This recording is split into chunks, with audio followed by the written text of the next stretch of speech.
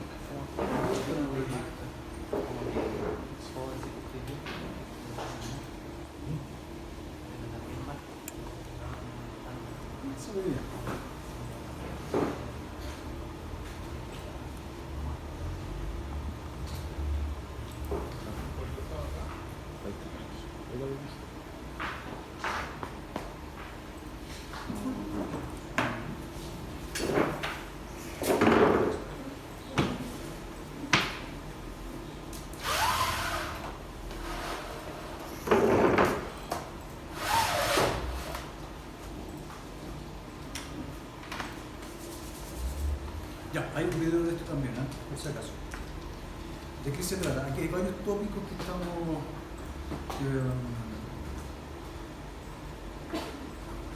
intentando redondear el semestre por la última materia, que tiene que ver con tópicos como bien específicos de la evaluación de proyectos en general, sea que para una empresa nueva o para un proyecto de una empresa que ya está funcionando. Esos tópicos específicos que sí tienen que ver con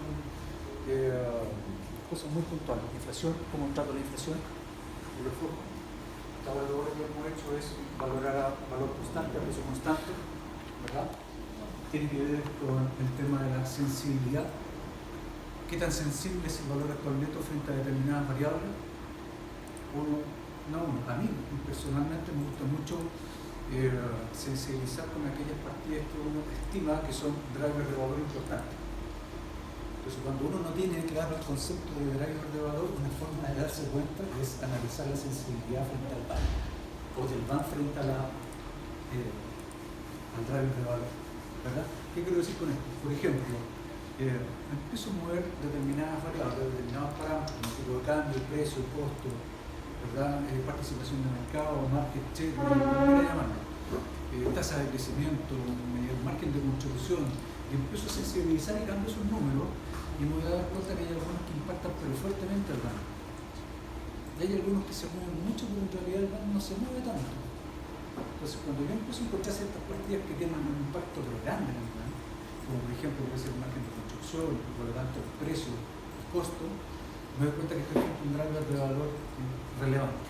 ¿Okay? Además del análisis de sensibilidad, también el análisis de escenario, que tiene que ver con que cuando yo proyecto un flujo de caja, que probablemente lo que ustedes están haciendo ahora con su caso semestral, están haciendo una serie de ingresos, costos fijos, gastos de administración, el arriendo de la oficina, qué sé yo, ¿verdad? Ya tienen ese estado de resultado hecho, ya están calculando la depreciación por flujo de caja, están como por ahí, ¿no? Y resulta que lo que proponen es decir, mira, en este proyecto, estas van a ser las cifras. Estas van a ser ventas, este va a ser el costo de venta, estos van a ser los costos fijos, los gastos de administración, eso es, así es. O sea, hasta ahora ustedes están viviendo en un mundo determinista, ustedes saben lo que va a pasar, Lo escriben en un Excel y lo que el Excel dice, así va a ser. Determinismo. Es como que tuvieran una bolita de cristal y estuvieran anticipando esas cifras con total precisión, con total certidumbre. ¿Okay? Por eso la realidad no es así. No es así. Entonces uno se ve la obligación de examinar escenarios. ¿Verdad? Escenarios los puede examinar desde el punto de vista estadístico, reconociendo la volatilidad de las cifras, o los puede examinar a partir de un análisis más de negocio, en el sentido de tratar de entender cuál va a ser la reacción competitiva, por ejemplo, en el sector, cuál podría ser eventualmente un tipo de cambio que suena que no me favorece, la presencia de un nuevo competidor, una negociación difícil con un sindicato, un surgimiento espontáneo de algún país del lado que lleve de comercio, que se ponga competitivo en la agricultura y me afecte, no tengo idea. Puede ser una guerra que no esperaba, puede ser múltiples situaciones que pueden afectar competitivamente el negocio. Y yo necesito pensar antes en qué pasa si. Modelar eso de siempre. ¿Verdad? Por otro lado, también es cierto que nosotros normalmente usamos valores de referencia, el B de la referencia, ¿verdad? Beta de la referencia, la prima de riesgo mercado, y normalmente tomamos prestado de mercados más desarrollados esa cifra, cuando no tenemos referencia local, ¿verdad? Y resulta que cuando uno hace eso, tiene que hacer ciertos ajustes. Un ajuste es básico, es la prima por riesgo país. Si yo tomo la prima de riesgo del mercado de Estados Unidos y quiero instalarla en Chile para calcular el costo capital, esto es mal, porque estoy comparando una realidad completamente distinta a la nuestra. Toda nuestra estructura de tasas de interés, desde la política monetaria del Banco Central hasta la última tasa de interés que se paga por una deuda de consumo, está corrida hacia arriba porque tiene un riesgo país mayor que las tasas y los rendimientos americanos. Y hay que hacer ese ajuste. ¿Cuánto es? 0,7%, 1%, uno varía un poco y uno podrá hacer una estimación ahí. Ese es uno. El otro ajuste tiene que ver con que normalmente uno está evaluando proyectos de empresas chicas o no tan chicas, pero que no cotizan en bolsa. No están en una bolsa organizada. Y aunque estuvieran en una bolsa, tienen que cumplir unos ciertos requisitos, digamos, de que tienen una cierta presencia de mercado, el free flow, es decir, la cantidad de acciones que están libres para poder comercializar, tiene que ser suficientemente grande, porque si no, esa acción no tiene interés. No tiene, por ejemplo, compro acciones de Enel, por decir algo. Y sé que Enel tiene 25.000 accionistas, 21.000 accionistas. Yo quiero vender cualquier día mis acciones de Enel, llamo al corredor y le digo, ¿cuánto está la acción de Enel? Mira, está, no sé, por decir algo, 1.000 pesos. Y decirle ya, vende todo lo que tengo de Enel. ¿Y hasta cuánto? Hasta 9.80. Menos no. Va a aparecer una persona que le interesa comprar los 9.80 y al minuto siguiente los voy a tener vendidos. Eso es liquidez. Eso es presencia bursátil, ¿verdad? Pero hay otras empresas que cotizando en bolsa y otras con mayor razón que no cotizan en bolsa, que si yo me quiero salir de la propiedad no tengo cómo. No puedo salirme de la propiedad al minuto siguiente con una llamada al correo. Tengo que buscar un comprador.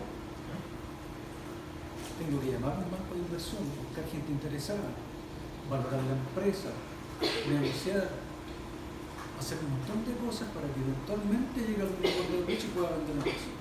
O también comprarla. No tiene liquidez. Entonces, normalmente uno agrega también una prima por liquidez. Una prima por liquidez a la tasa de cambio. Por el hecho de que estoy evaluando una empresa que no puede ser bolsa, que no tiene liquidez. ¿Okay?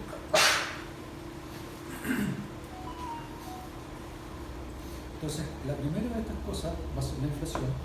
Y lo que estamos hablando acá, básicamente, es que, como le decía hace un rato, hace un par de minutos, lo que hemos hecho hasta ahora es evaluar el precio constante. ¿Okay? Nosotros nos paramos en algún minuto del tiempo, digamos que el tiempo cero, hoy que estamos evaluando, y decimos, mira, el precio al cual podría vender hoy es tal precio. Y después proyecto mis ventas crecientes, ¿verdad?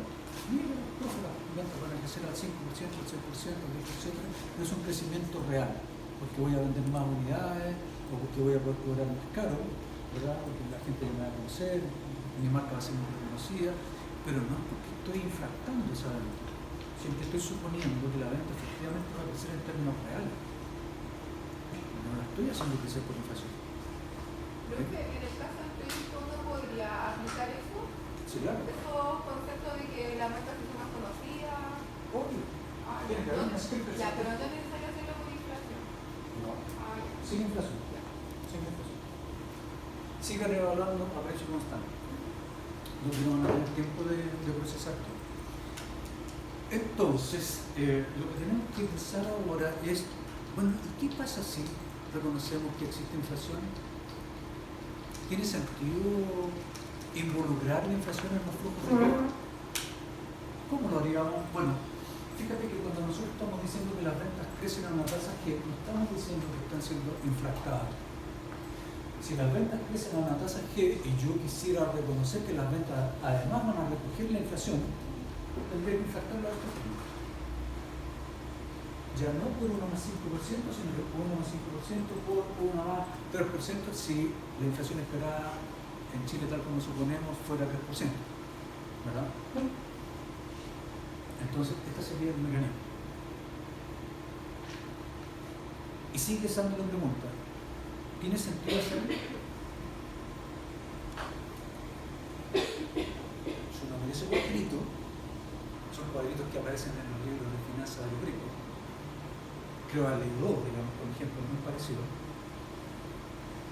Uno trae un flujo de renta perpetua y el otro con varios periodos. Uno puede encontrar ejercicios como este. Y dice, mira, el gringo dice, aquí lo que pasa es que si tú tomas el flujo de caja a precio constante, o sea, como que no hay inflación, a una tasa del 10%, por ejemplo, van a encontrar que el vale es 6,53. Y si te pones en la posición de que reconocemos que hay inflación, por ejemplo, 3%, ¿cómo deberíamos resolver este problema? Bueno, inflactemos los flujos por la fórmula anterior, por 1 más la tasa de inflación, inflactamos los flujos al 3%. Y los descontamos. Pero para descontarlo también tengo que inflactar la tasa de descuento. Flujos nominales, tasa nominal. Flujos reales, tasa real. Tiene que haber consistencia, ¿verdad? Entonces inflacto también la tasa.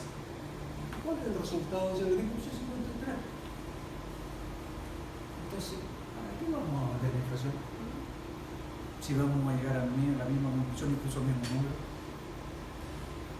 El problema es que eso es parcialmente cierto.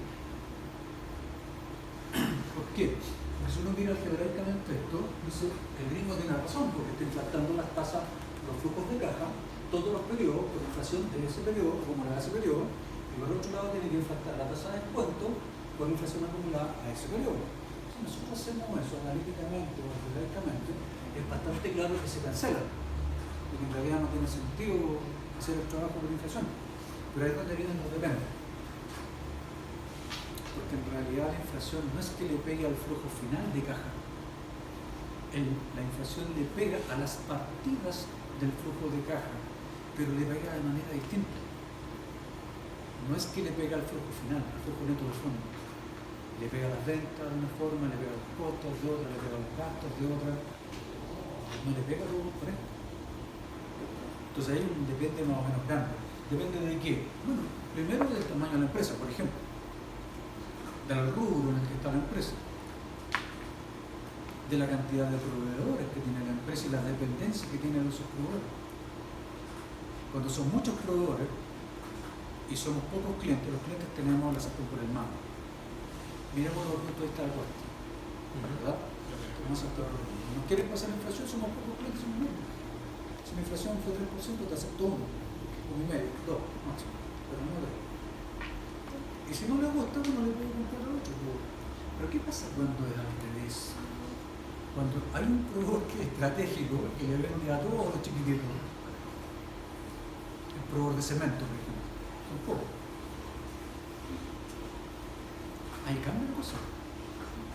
Ahí el proveedor domina la negociación y dice, no quieres cemento, bueno, te quedas sin negocio nomás, punto. Si no, ahí está, la inflación fue 3%, te tengo que subir un 5%, porque mi inflación es especial. Como la salud, la inflación en la salud es especial, es distinta. Y la razón es por los médicos. Yo no sabía ese dato. Y eso es lo que pasa. ¿Qué es lo que sucedió con los bancos en este brote inflacionario que hubo en los últimos años? ¿Perdieron plata? Se robaron. Ganaron más. ¿Por qué ganaron más? ¿Porque son malos los bancos? No, porque en el precio, en los ingresos, ellos tienen una tasa que está reconociendo la inflación. Te prestan con inflación. Y en sus costos de fondo no necesariamente te pagan toda la inflación. O no te la empiezan a pagar de inmediato, sino que se van de a poco. Entonces hay un gap que se va produciendo ahí, que hace que ellos en términos nominales ganen bastante más plata, que aumente su rentabilidad. Habría que ver si uno lo corrige por inflación, si en realidad qué tanto más es, pero al menos en términos nominales ganan bastante más plata. En cambio una pyme, no tiene la misma capacidad de negociación. Y este caso está explicado también en el video, y lo que hace es mostrar primero en el cuadro de arriba una situación a precio constante, es el mismo cuadro, el mismo número anterior, solamente que están divididos en ingresos y gastos. Escenario 2 con inflación, escenario 3 también con inflación. La diferencia es que uno recoge toda la inflación en los ingresos y el otro recoge toda la inflación en los gastos. Y vemos cómo cambia el BAN. ¿Cómo cambia? El BAN decía que era 6,53. Pero si nosotros recogemos toda la inflación en los ingresos, van a subir. A pesar de que estamos impactando la tasa de cambio. ¿Por qué sube? Bueno, porque el flujo de caja es más grande. Mis ingresos crecen y mis costos permanecen igual. El flujo de caja aumenta. ¿Verdad? Y a otra vez, cuando mis ingresos permanecen constantes, porque no puedo traspasarle a mis clientes la inflación, yo soy una empresa chiquita y mi proveedor es grande, que si yo estoy fregado, se produce la situación extrema contrario. Mis costos crecen mucho a la misma tasa de inflación y mis ingresos no. ¿Qué pasa con el BAN? No solamente es menor que 6,53, en este caso pasó a ser negativo. ¿Ah? No significa que en todos los casos va a pasar a ser negativo. Significa que en este pasó a ser negativo. Pero lo que sí o sí va a ocurrir es que va a ser menor que el BAN a precio constante. Eso sí o sí. ¿Okay?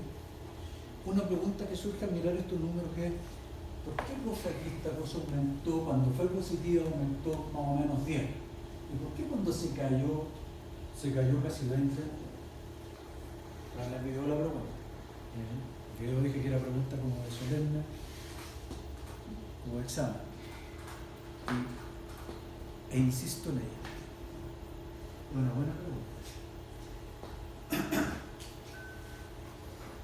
La tasa de crecimiento sostenible, yo creo que lo he explicado antes, por recurso incluso, pero lo pueden revisar si quieren, está en el video con cierto detalle. Esta distinción entre riesgo e incertidumbre es clara. El riesgo en general, la definición que nosotros hemos trabajado, incluso numéricamente, es la de la definición estándar, la volatilidad en torno a un valor promedio. Y eso lo hemos asumido, lo hemos modelado, lo hemos usado para medir y valorar el riesgo. Pero una definición más precisa en finanzas, que probablemente partió del mundo de los seguros hace un par de siglos atrás, tiene que ver con el riesgo como la probabilidad de ser una pérdida. ¿Okay? Y esa es una definición más precisa. Porque usted entenderá que cuando tiene un valor medio, usted tiene una volatilidad en torno a ese valor medio, que a veces pérdida. ¿A usted qué le importa los momentos donde la volatilidad dice que el precio va hacia arriba o el retorno va hacia arriba? Lo que le importa es cuando va hacia abajo. ¿Verdad? Eso en realidad el riesgo va a ser una pérdida. Cuando gano poco o pierdo derechamente. Pero la verdad es que me cuesta entender el riesgo en los escenarios que estoy ganando más de lo que debería. ¿Verdad? Pero en el caso del riesgo hay una palabra que es clave, que es la probabilidad. Es decir, estamos hablando implícitamente o explícitamente de que yo conozco los escenarios probables, los valores que pueden tomar y la probabilidad que tienen de ocurrir. O sea, sé varias cosas. Porque tengo historia, porque tengo datos, porque no sé, una bolita de cristal, una inteligencia artificial, lo que sea. Pero sé cuáles son los escenarios, los valores que puedo tomar y las probabilidades de ocurrencia. En el caso de la incertidumbre es completamente distinto. Ahí no tengo idea de lo que podría pasar. Podría pasar cualquier cosa. ¿Okay? Cualquier cosa, literalmente. Yo no sé si voy a vender lo que voy a vender, dice me va a costar lo que supongo que me va a costar, no tengo idea del tipo de impuesto que va a haber, no tengo idea del tipo de cambio que en realidad se va a dar, la inflación que va a persistir, no sé si va a haber una guerra mundial, no tengo idea, nada. Incertidumbre, hay muchas de esas cosas que en realidad yo no sé. Entonces el flujo que uno veía como determinista en el sentido de que estas van a ser las ventas, o sea, póngale la firma, estos van a ser los costos, estos van a ser los gastos de administración, estos los impuestos, los intereses pagados, todo, se empieza a poner en duda. Y la realidad muestra que uno al primer año ya no le apuntó, así que olvídese del año 2 hasta el 5. Que son variables exógenas que no están... Muchas variables que no están ni siquiera bajo, algunas ni siquiera, no es que no están bajo tu control, hay algunas que ni siquiera las estás viendo, no las estás ni siquiera pensando. Algo creo que en el video les dije que el tipo que estaba hablando de un proyecto un poco antes que Rusia invadiera Ucrania, no estaba pensando en Ucrania, no estaba pensando en Rusia, no tenía idea que Ucrania, después nos enteramos que Ucrania producía mucho trigo, que Rusia también, y que venía una gran parte de allá, que eso hizo subir las pastas, la harina, los aceites, todas esas cosas, no teníamos idea. Entonces, hay que tener esa distinción siempre en la cabeza. No les voy a explicar de los principios de septiembre, está en el video, y más que nada era para ilustrar. Profe, no me quedó muy claro entonces el hecho de que cuando era positivo aumentaba en valor y cuando era negativo como que disminuía mucho más. ¿Cómo? Ah, no, pues si no lo respondí, eso ya tienen que responder ustedes. Perfecto. Tienen que responder ustedes. Nunca dije por qué. Lo que sí di una pista en el video y que dije valor del dinero en el tiempo. ¿Yo puedo opinar al respecto? ¿Puedo opinar? Obvio. Tal vez porque todo siempre es en base a expectativas. Cuando las cosas andan mal, las expectativas negativas aumentan. Pero ahí no hay expectativa en el flujo. En el flujo ya están los valores o que se supone que debieron ocurrir. No tienes modelado una expectativa, una volatilidad. ¿Qué podría hacer? Es que lo que cuando hablamos de inflación es lo que transforma, digamos, en cierta manera el valor del dinero nuestro. Hoy día, por ejemplo, no vale lo mismo que ayer, dado por ese motivo, que subió esto, subió lo otro, ya la benzina va están bajando, pero hasta unos meses atrás ya las 20 lucas costaban, en realidad costaban 15 lucas, por así decirlo, en términos de precio. Entonces, yo pienso que por eso ese cambio que maneja el dinero, o sea, la inflación, que maneja la inflación sobre el dinero. Ok, ese tipo de razonamiento explica por qué un base cae y el otro aumenta. La pregunta es por qué los resultados son asimétricos. ¿Por qué si cuando era positivo le afectó a los ingresos aumentó 10, pero cuando era negativo y le afectó a los costos cayó 20? Eso es lo que tienen que pensar. Esa es la pregunta. Entonces, para tratar el tema del riesgo y la incertidumbre, está este concepto de los escenarios.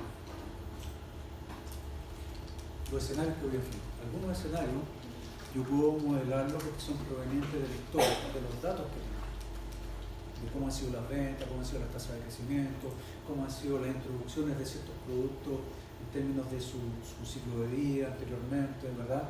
Puedo estudiar distintas cosas y puedo a partir de eso desarrollar una cierta escenificación, entre comillas, ¿okay? Puedo estudiarlo estadísticamente.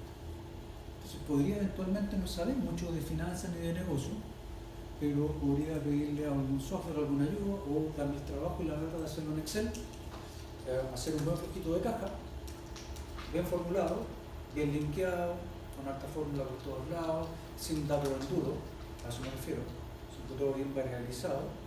Entonces cambio un dato de crecimiento en ventas, se me cambia todo, no solamente las ventas y los costos, sino que la estructura de costos, los gastos, el headcount, el número de personas, la cantidad de vehículos para ir, se me cambia todo. Entonces, bueno, copio esa hojita, varias otras copias y voy sensibilizando. Voy revisando escenarios. ¿Qué pasa si las ventas en vez de crecer al 2%, crecen al 10% o decaen. Y veo el impacto en el dólar. ¿Qué pasa si el tipo de cambio desde 900 pasa a 1100? ¿Qué pasa si mi market share que está planificado de ser, qué sé yo, un 20% o un 15%, en 15 años en realidad no logro la meta y me quedo en un 10%? ¿Por qué? Porque la competencia reacciona. Yo entro con mis productos, con mis precios, con mi estrategia, pero hay un competidor uruguayo que van a ver que estoy ingresando y que van a tener una reacción competitiva. Que uno sabe que va a ser así, ¿no? Entonces, el segundo punto tiene que ver con eso, con la reacción competitiva. Ya no con estadística, sino que con preguntarse, bueno, ¿qué pasa cuando cambian ciertas condiciones del mercado? ¿Qué pasa cuando el competidor más grande, al que yo le voy a pegar, porque encuentro que es ineficiente, entonces mi proyecto está dirigido hacia allá, a quitarle mercadería, perdón, a quitarle cliente a ese actor dominante, que es ineficiente, que se... Yo entro con un proyecto, un nicho específico y le voy a quitar cliente porque le voy a dar una oferta de valor sumamente específica para ese segmento y a un precio competitivo además. Tengo menos estructura, imposible que me haga. Ya, ok, vas a poder entrar, pero tus ventas van a ser las que planifican. El incumbente, esa empresa grande, dominante que ya está establecida, se va a quedar sin hacer nada. Te va a entrar a mirar que compraste, que le estás quitando la participación y no va a hacer nada. No, lo más probable es que va a reaccionar. Y las reacciones pueden ser múltiples. Yo trabajé en una empresa, creo que le he contado, que era bastante grande y que tenía una segunda empresa que iba a la pelea con los precios, con otra marca. Y nosotros nunca íbamos a la pelea con los precios, siempre manteníamos un precio más o menos alto y supuestamente una calidad superior al resto. Y esa segunda empresa, que era más chiquita, es como el caso de nombre, iba a la pelea con los precios, con los que estaban entrando. El caso de Vodka Absolute, como en Estados Unidos, que estaba inicialmente a X precio y empezó a llegar la competencia, y lo que hizo, siempre hace la pregunta de ¿qué harías tú? Y la gran mayoría de estudiantes decía, no, bajamos un poco el precio, pero lo que hizo fue subir el precio y generar otra línea para competir, incluso un poquitito de precio más alto que estaba iniciando, y empezó a competir con él y ya quedó mucho más. Nosotros en esa segunda empresa teníamos precios que eran completamente imbatibles para la competencia. Entonces cuando se ponía difícil derrumbábamos los precios y se acabó. Y la matriz que éramos nosotros no íbamos a esa competencia, no íbamos a esa licitación sencillamente. Son formas de reaccionar. Entonces uno no puede pensar que el fujito que está proyectando no lo que va a hacer, porque no va a hacer nada. Entonces, el análisis de sensibilidad se parece un poquito, pero no es lo mismo que analizar escenarios. El análisis de sensibilidad es una cosa bastante específica y puntual, y dice relación con averiguar hasta dónde soporta el proyecto sin caer en una zona negativa frente a determinadas variables. ¿Cuál es la tasa máxima de interés que puede pagar el proyecto? No estoy planificando que va a pagar una tasa de interés de 6, 7, 8%, no tengo idea. ¿Cuánto más soporta el proyecto sin caer a un van negativo? ¿Qué tipo de cambio soporta? ¿Qué tasa de crecimiento de la venta soporta? ¿O qué caída de la venta soporta antes de caer a van negativo?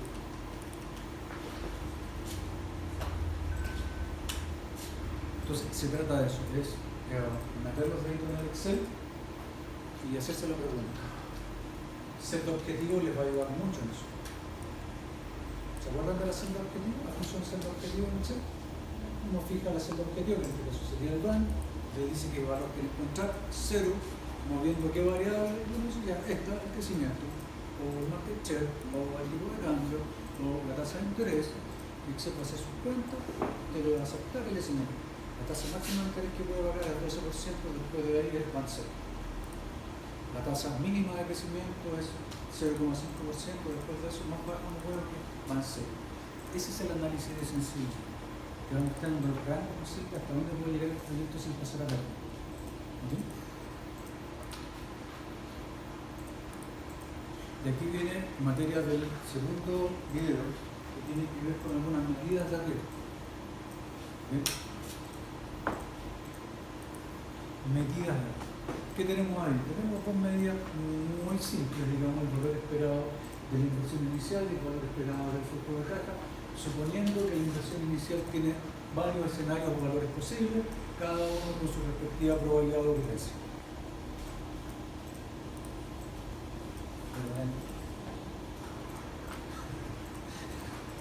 Y lo mismo con el flujo de caja. Supuestamente, o podría ser que haya varios flujos de caja, cada uno con un escenario posible y su respectiva probabilidad de ocurrencia. Y esa sumatoria es el valor esperado. Esto no tiene nada nuevo, es sencillamente porque nosotros hacíamos, qué sé yo, el escenario 1 era tomar un valor de 100 con una probabilidad de 0,2, el escenario 2 era 150 con una probabilidad de 0,3 y así sucesivamente. Y después hacíamos la sumatoria y nos daba el valor esperado que era, no sé, 110. La sumatoria de escenario por probabilidad. Eso es lo que nos están diciendo estos corchitos chiquititos de acá. Después vamos a ver uno con cálculo 8. ¿Qué más nos dice? Mira, el VAN se calcula de esa forma, ya lo sabemos, ¿no? Sí, lo sabemos.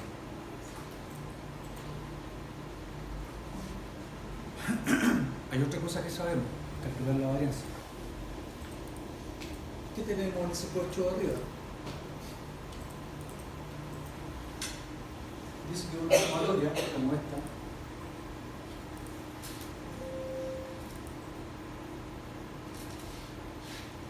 pero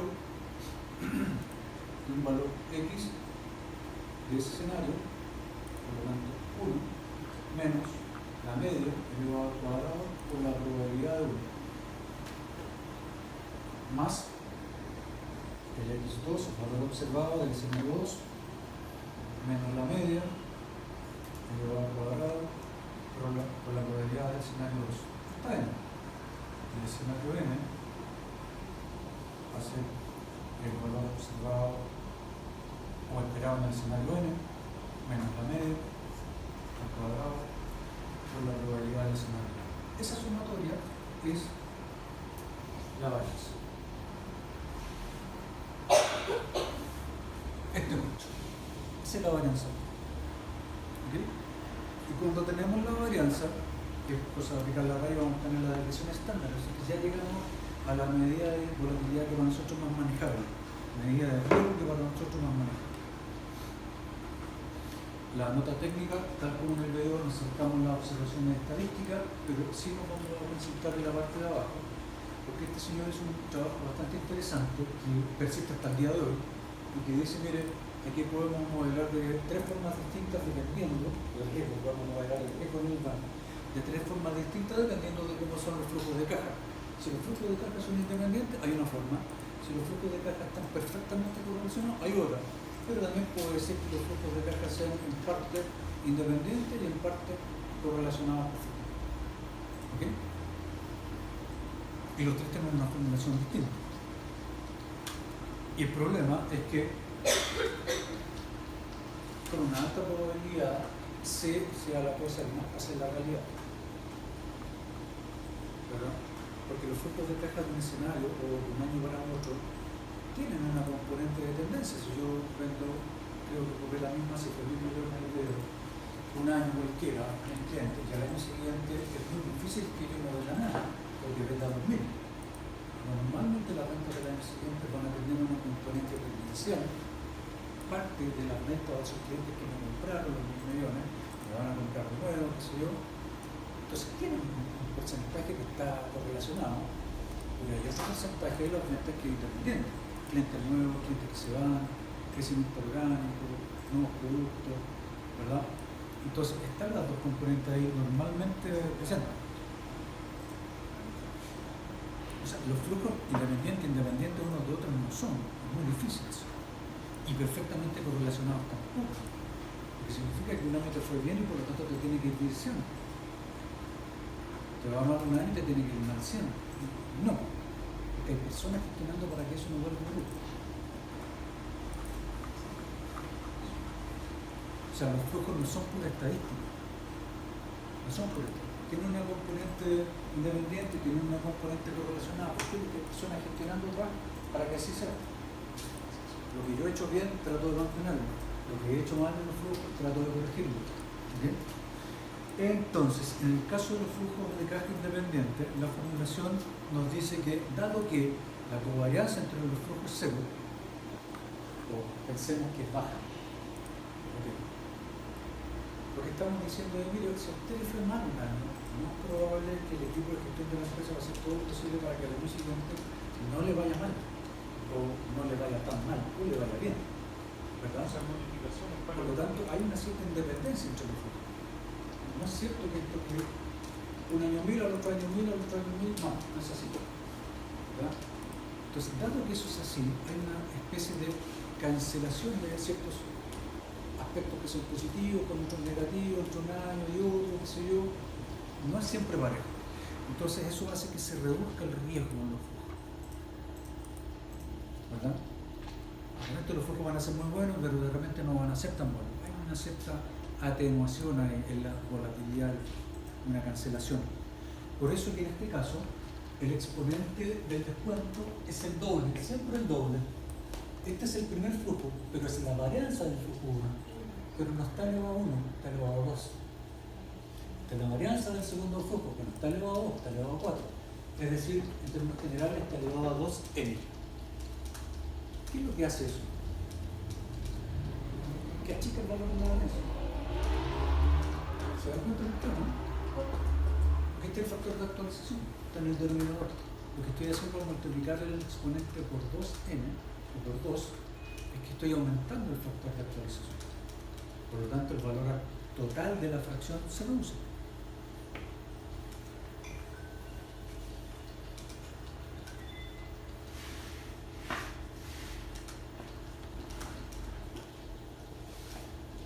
¿Qué será mayor?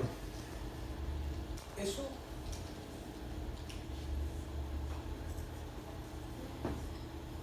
¿O eso? ¿Cuál es mayor? En términos de valor. La derecha. Este es mayor, indudablemente, ¿no? Por esto. El numerador es el mismo, el denominador de este es mayor. Por lo tanto, la fracción total es menor. Pero en el caso de que los flujos son perfectamente correlacionados, el riesgo es mayor. A usted le fue mal un año, significa que le va a ir mal mucho tiempo. Y si un año le va bien, significa que le va a ir también bien mucho tiempo. Eso significa volatilidad total, muy amplia. Entonces, en ese caso, el riesgo es mayor. ¿Cómo queda la formulación?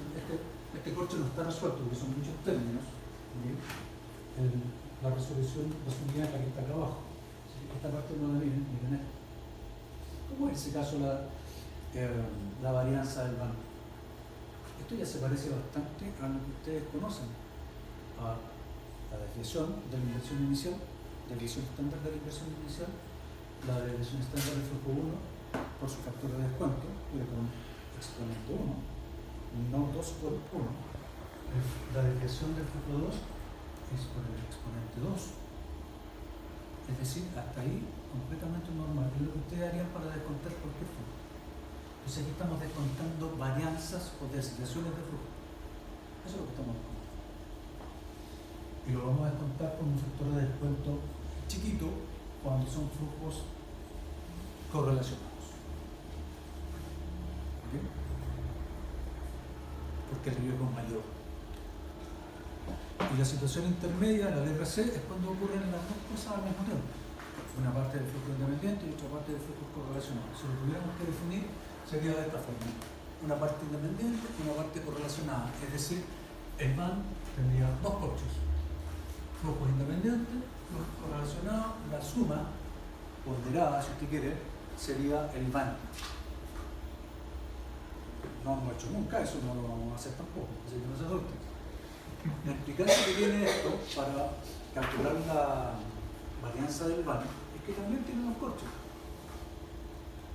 El corcho independiente y el corcho correlacionado. Lo mismo que vimos en las láminas anteriores.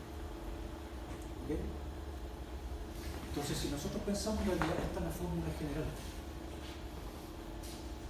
Esta es la fórmula general, la única, para calcular la varianza del banco. No hay otra. Lo único que pasa es que nosotros a veces decimos, mira, estos flujos son independientes. Entonces nos echamos el corcho de atrás. No, que son correlacionados, entonces me ha hecho la otra parte del flujo.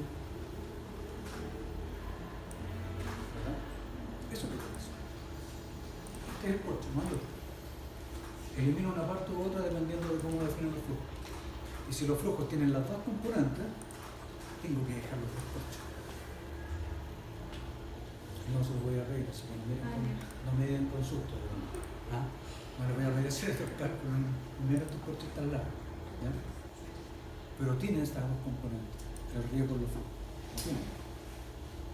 Si yo tuviera que hacerlo, ¿cómo lo haría? Bueno, calculo por separado y después digo, bueno, la marca independiente con un 80% es la que está perfectamente correlacionada a un 20%, o al revés, un 70%, al menos.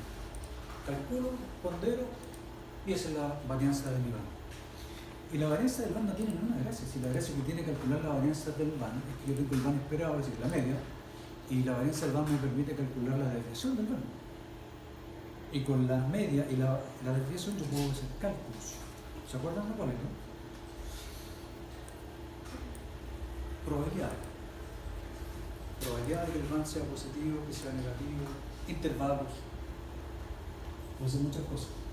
Entonces, aquí este ejemplo, que es cortito, que es con 3 años, está explicado también en el flujo, se producen valores esperados para la inversión inicial, hay 6 escenarios, año 0, 1, 2, 3, los valores esperados de la inversión en cada uno de los escenarios, su respectiva probabilidad de ocurrencia y su valor esperado, que es 45.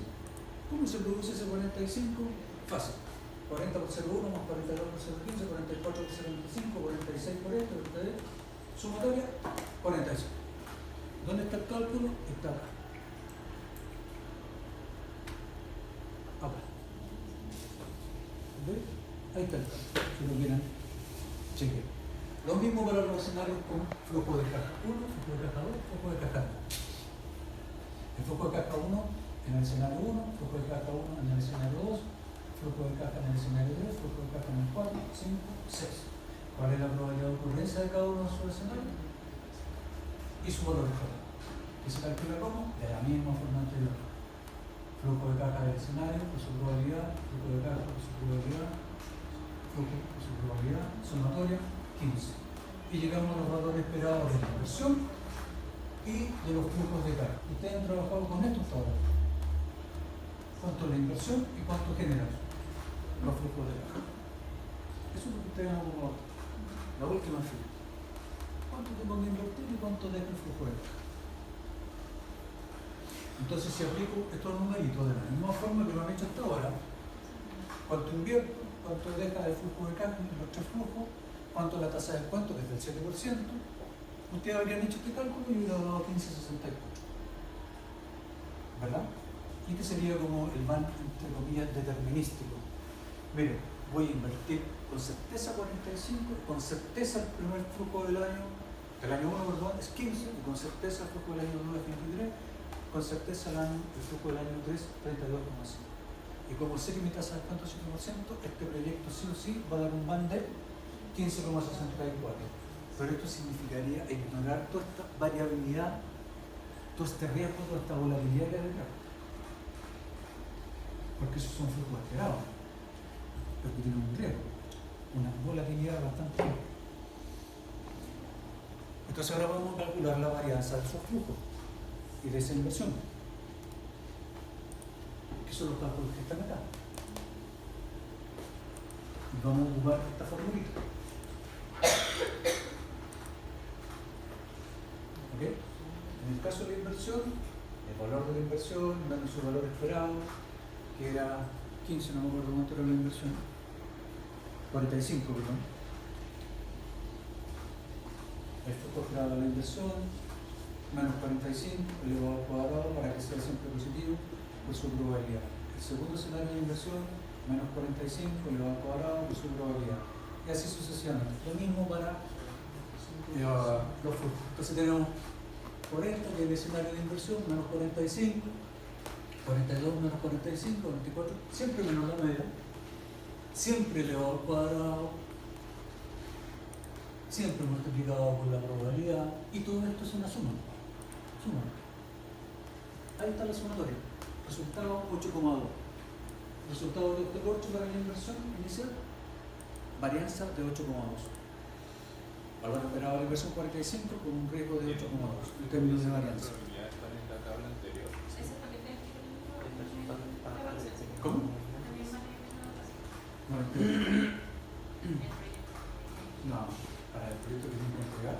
No. Profe, ¿podría Esto es parte de su educación nomás, no tiene que hacer esto en el proyecto. Disculpe, profe, Su ¿podría flujo del retroceder proyecto va a ser determinístico. Ustedes van a entregar un flujo y van a decir estos cosas. ¿Podría retroceder un poco la slide solo para ver la cosita? Claro. Va, retroceder, ¿no? Es para atrás, ¿no? Sí. Generalmente.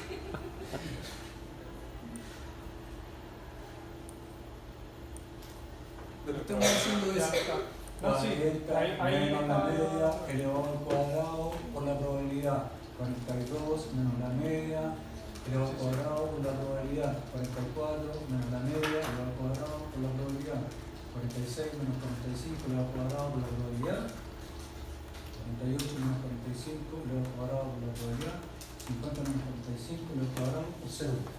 Eso está ahí arriba. Sí, tal cual. Está por ahí. Ese mismo método o el mismo cálculo, esto mismo que está aquí para el flujo 1, para el flujo 2 y 3. Entonces llegamos a que la varianza del flujo 1 es 5, 8,52 para el flujo del segundo año y 11,61 para el flujo del tercer año. Bueno, entonces ya estamos en condiciones de hacer el cálculo de la varianza del BAN suponiendo que los flujos de carga son independientes.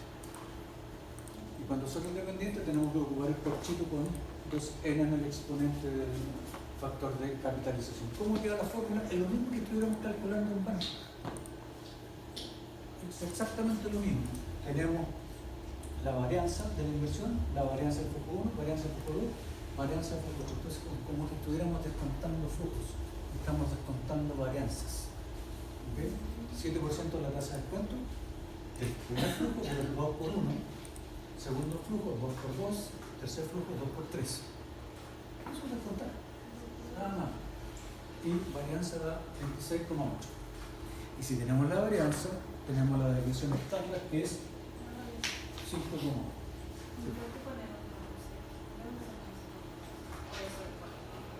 No, con eso no, porque es la fórmula anterior. El flujo independiente Claro, cuando el independiente va elevado.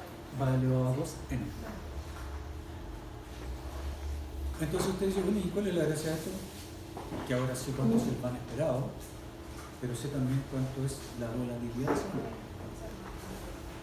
5,177.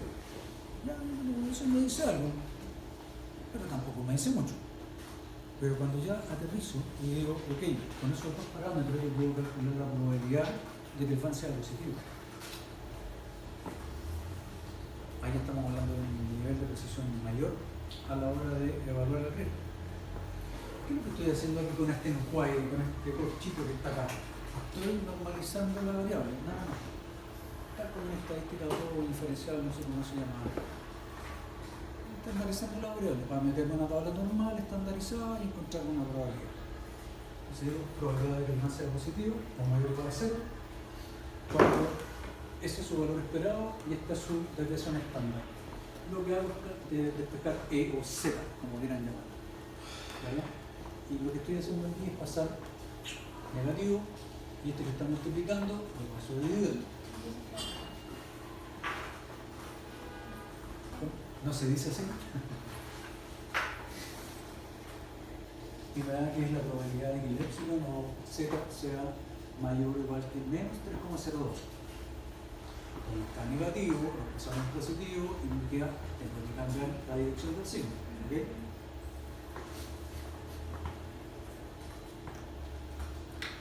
Entonces la pregunta es ¿cuál es la probabilidad de que el valor esté en un rango menor a 3,02? O sea, de ahí hacia abajo. De ahí hacia toda la parte acumulada de la tabla. ¿Ok? Y eso, si es que no vieron el video o no lo ven, en el Excel sería lo siguiente.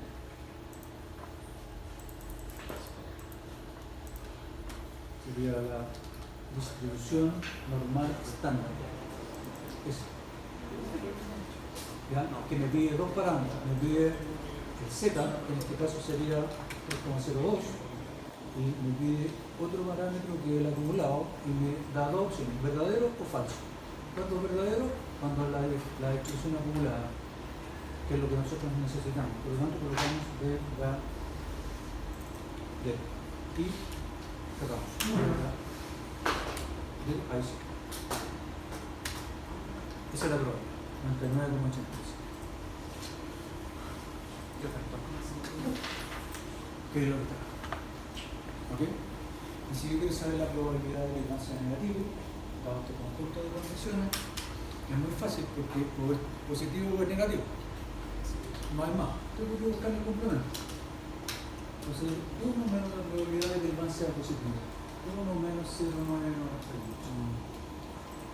O sea, la probabilidad de que el sea negativo es 0,2. En términos precisos es como 0,0. Está aproximado 99,8 y el 0,2. ¿Verdad? Y que en realidad es 99,87. Entonces, 1 menos 99,87 es 0,13. ¿Ya? Entonces, está aproximado porque no parezca un número tan chico, digamos. Entonces, la gracia de esto es que si yo desarrollo escenarios y diseño una probabilidad de ocurrencia de esos escenarios, puedo hacer un análisis completo de mano. Ahora, hacerlo a mano no solo va a hacer. Y esto uno lo puede resolver con un software que están especialmente habilitados para estas cosas. Ahí les sugiero, creo que en el video también, el Crystal Ball, pero hay otros, ¿verdad? Que se cargan como complementos de Excel y que uno no solamente le asigna una probabilidad y un escenario de ocurrencia de los flujos, sino que puede hacer incluso partida por partida. A las ventas, los precios, los costos, a todo. Y hay finalmente aquí una distribución de probabilidad que puedo evaluar bastante, que es la distribución triangular. Esta que está aquí. Esta es la que probablemente ocupar en la optimización, que es la típica del escenario pesimista, el optimista y el más probable. Uno puede calcular su media, puede calcular su varianza también, pero la distribución triangular es un poquito más útil a mi juicio, porque me obliga así como a apuntar la mitad con el más probable. Eso es lo que uno podría eventualmente, me quedo muy recto,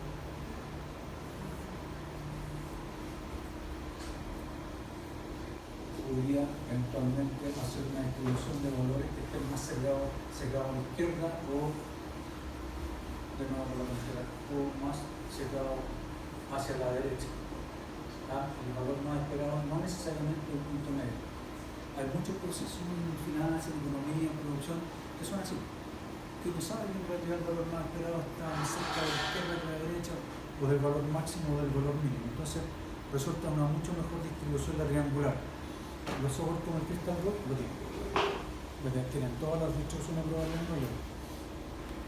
Y la última es la distribución uniforme, que es muy sencilla, muy chiquita, pero que ayuda a resolver muchos problemas de tipo práctico. Esto opera muy bien cuando uno no sabe dónde diablos va a estar el valor esperado, pero sabe cuánto es el mínimo y el máximo. ¿Verdad? Cuando les preguntan los concursos, por ejemplo, ¿cuánto cree usted cuántos son los valores que tiene de televisores en Chile? No tengo idea. Uno dice que lo mínimo que puede haber es uno. Y si la familia en promedio tiene 8 integrantes, uno será el máximo, será en 3, no tengo idea. Y uno dice, bueno, 2. Se tira al medio. ¿Por qué? Porque está pensando en un mínimo y un máximo y está sacando un promedio entre los dos. 1 más 3, 4 partido por 2, 2. No tiene idea. Eso uno se tiene por el punto medio y lo más probable es que no van a estar tan lejos. ¿Verdad? Porque están minimizando los valores. No se está tirando el extremo superior ni el extremo inferior. Al tirarse justo en el medio, están minimizando la distancia con el error que van a contar, con el valor que efectivamente van a contar. ¿Okay? Eso sirve bastante también en situaciones de tipo prácticas. ¿Ok?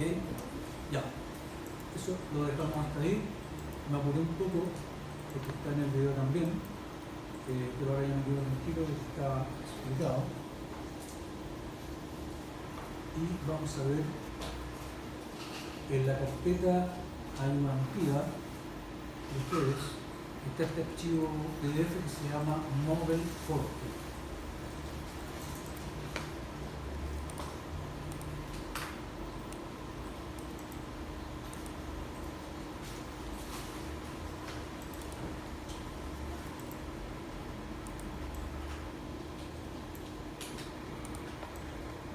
Voy a tratar de avanzar todo lo posible, sin perjuicio de lo cual es más largo, es probable que no alcance a desarrollarlo completo.